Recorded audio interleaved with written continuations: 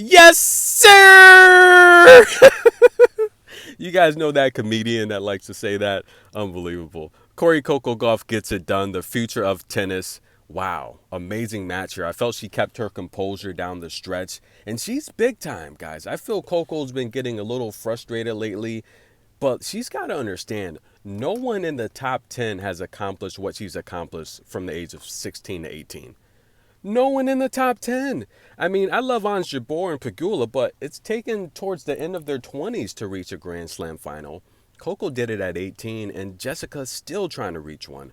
So I feel Coco, I don't think Coco plays well when she's upset. So she just got to keep her composure, Coco. You're very accomplished. You're an amazing tennis player. Rome wasn't built in a day. By the way, I love how she wears her hair like that. That's like a throwback to the African queens that used to wear their hair with braids and extensions. And we all know African queens were the teachers of the world, essentially. Fun fact, lemons. African queens considered lemons as a form of medicine.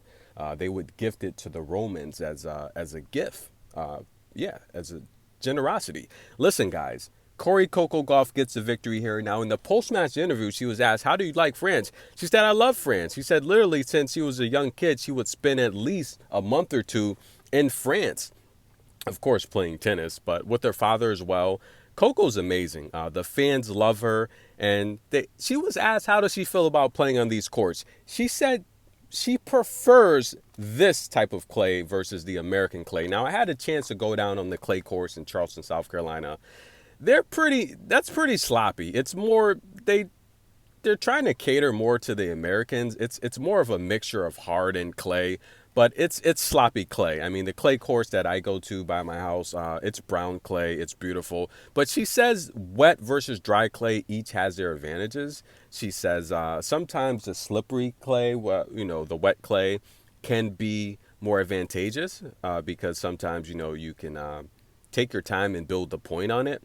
But nonetheless, she said either has its advantages, and she doesn't really prefer one over the other. She gets the victory here. Who's next? Mirra and Andreeva. That's going to be a really good match, guys. A 16-year-old who has already set history. She's the only player, teenager, 16 or younger, to win 2 ITF 60K tournaments back-to-back. Right? She had the 16-match win streak on her 16th birthday that Sabalenka ended.